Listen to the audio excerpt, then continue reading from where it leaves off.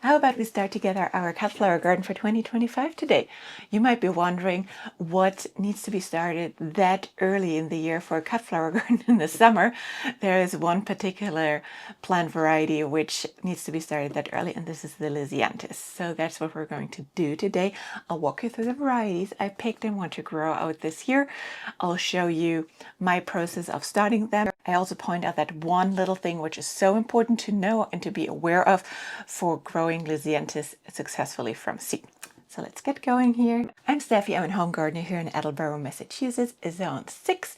And yeah, I just love to share my experience here with you, so welcome to my channel. Before we go into the varieties, if you're completely new to growing Lisianthus from seed, I recommend to watch quickly my video from last year, Lisianthus All You Need to Know. And that is really a very detailed walkthrough of all the steps you need to know and be aware of, and what questions you might have regarding Lisianthus. It is a great video to get started with, because here we are today walking through the process, but you might need a little bit more information which you find in that video. Moving on to the varieties. I love to get my seeds from Johnny's. They have the best variety for the home gardener. If you ask me, there are other sources out there. I think Eden Brother has some too.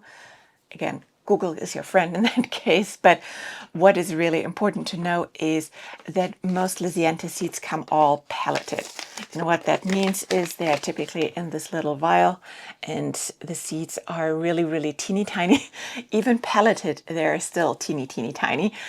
But what's also important to know with pelleted seeds is that they don't last very long. So be cautious of how many seeds you buy, because you can only use them in this particular year. So I picked 5 varieties, and that is also already way more than I need. I have actually a friend coming up and picking up the remaining seeds end of the week, so they are not wasted here. But I just like a little bit of variety when it comes to colors. So let me walk you through what I got here. So I have mostly group 2 variety, so which means like early to midsummer bloomers, which are typically coming in for me like end of July, which is gorgeous. And yes, that is like 7 months out from the moment when we record this video and actually start this. That's the one thing you need to keep in mind of with Lisianthus. You need to have some patience with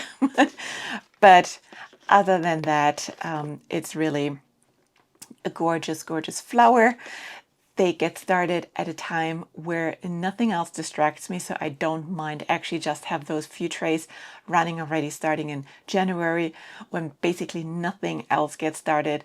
For me, my main seed starting season is March or end of February for a few things, but main seed starting is March and April. So for that, they have all the attention they need now. Not that they need much, but it's just nice to start a few things early. The varieties I have are, and actually 3 of them are ones which I grew already, 2 are new to me. Let's start with the ones I have grown already. Voyage Pink and Champagne. Those are 2 which are really, really beautiful, and I love them. And like, they have an amazing stem length, as most of my Lisianthus actually does. And yeah, I just like this ruffly look at them. And the colors are just gorgeous. For this year, I'm actually trying the Roseanne Terracotta, which look like a little bit lighter color than the brown. So I'm excited to try that one. The Champagne is just totally my jam. This light, soft, blushy color goes with everything in my garden, no matter what it fitted into the bouquets. The 2 varieties which are completely new to me are the Mararachi Pure White. If you have been any time around here on my channel, you know I'm a sucker for white blooms. Sometimes my bouquets look like wedding bouquets just because I love so much the white blooms. And then the other one is the Arena 3 Gold, which goes a little bit into the direction of the Champagne as well. Again, I always try to stay in the color range which I personally love and like, and where I have all of my other flowers from as well, so I can mix and match. I have a good garden space, but I have not unlimited garden space, so I always focus on the colors or on the color scheme, which I know I am always drawn towards, and that is always the blush, the pinks, and everything in between that color range. Let's talk about that one thing which is super important to be aware of, but then also to keep track of or be mindful of when you grow out Lisianthus indoors, and that is the temperatures in which you germinate them and in which you keep them for the seedling stage. The perfect range for them to germinate is under light in a temperature range from 70 to 75 degrees Fahrenheit. I usually try to dial in the thermostat for the heat mat to like a 72, 73 to have a little bit of wiggle room below and to the top, and that has worked out well for me. But the real crucial part is from the moment they germinate, you need to get them out of the humidity dome and into a cooler environment. And that means from the moment they are germinated, they prefer a temperature range from 45 to 65 Fahrenheit as a maximum. And that is really, really important to know. And they do not like temperature swings whatsoever. So you should keep it consistent and should stick with it as much as you can. Because what happens when you don't, they just stop growing for like 3 to 4 weeks and don't do anything. They will eventually pick up again, so don't get frustrated if that happens. They will eventually pick up again, but they just don't grow as tall and as big as you might want them for the moment you want to transplant them outside. So I had this very frustrating experience last year in spring because we had so much rain that we had our basement flooded twice where the Lisianthus seeds were already on the seed rack. And with that, we had to, of course, air out the basement and everything. So we had like a lot of temperature swings, and that was in end of February or beginning of March. So like 4, 5, 6 weeks into the seedling stage of the Lisianthus seeds.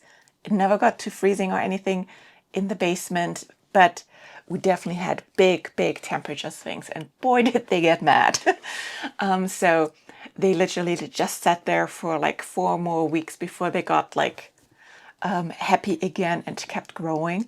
So last year, the seedlings I grew were like my teeniest, tiniest, and most imperfect seedlings I've ever grown from Lisianthus. But you know what? They still made flowers and bloomed in the end. So that is one little thing I give you on the way as well. Even if your seedlings look inferior in your opinion or in your view, I can still highly recommend to still transplant them out no matter what. Mother Nature will take care of them in most cases. So, but to summarize it here, the temperature range is really critical and really important to grow happy, strong, and tall Lisianthus seedlings. So how do I grow Lisianthus seedlings?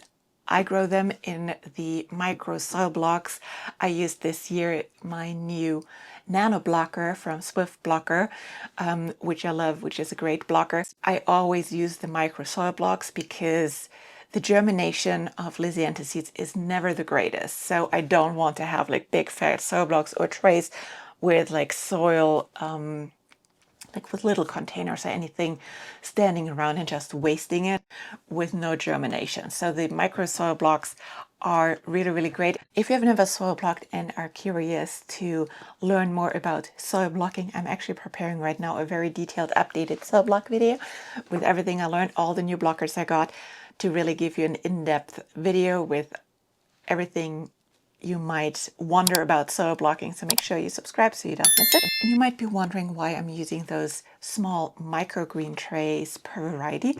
I do this for all my different soil blocking needs or for all my different varieties, because you might find different germination, success or germination rates, which means the seedling comes up at different times, and what's important is to not have seedlings sitting in this humidity dome with this high humidity for longer than they need to, because then you risk that they damp off and die under it. And especially with the Lisianthus seeds, where they need to have this temperature drop pretty quick post germination, it's really, really important to be able to take the ones out which already germinated. So I have per tray a different variety, and this just gives me the flexibility if like one variety is quicker with germination than another one, I just take them out, and I do usually have like 4 to 5 days of difference in the germination rates between the different Lisianthus varieties based on my experience. You might be wondering, when I'm taking them out of the dome is when I typically have, like, I would say like around 60 to 70% of the seeds germinated. All right, when I have those little seed blocks all in the micro trays, and then you just put in the teeny tiny seeds into each block with the toothpick method. So you wet the nose of the toothpick, and then it's super easy to transfer those tiny seeds into the block. Like magic, works every time. And then the last very important step is to sprinkle some very, very fine vermiculite on top of it. This helps to keep the moisture level on top like consistent, but what it helps even more with is to really keep the algae, which comes with time because they are sitting there for a very long time in those blocks with a good moisture level. So algae will show up. That is pretty normal for those soil blocks with Lisianthus, but to have this light vermiculite layer on the top will help to keep that at bay. Yeah, and once you have that all together, they come on the heat mat. I use a thermostat with them to ensure that they have the proper temperature, to really make sure that they don't go over those 75 degrees at the very maximum for germination, and let them sit there. They take forever to germinate, so they can take up to like 3 to 4 weeks to germinate. I gotta say, my Johnny seeds typically germinate for me at the 9 to 10 days mark. So let me know if you have any questions regarding seed starting here with the Lisianthus seeds. I know it can be intimidating, but if you watch my other video, which I mentioned earlier, or have any other questions here right now, just let me know. There is nothing to be intimidated of. If I can do it, you can do it. And yeah, I'm so looking forward to growing with you together here this season, and Happy New Year, and to a good and flourishing, growing season 2025.